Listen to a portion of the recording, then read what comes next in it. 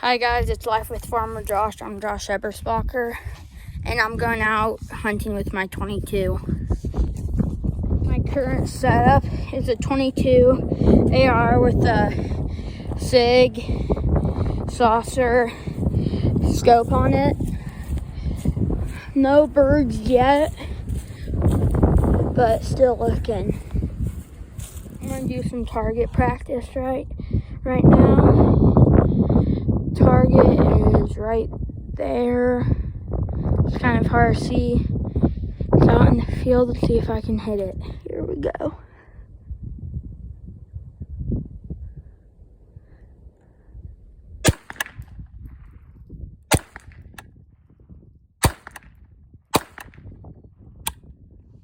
Hit a few.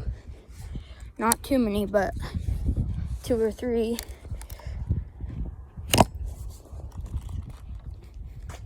Not seeing much.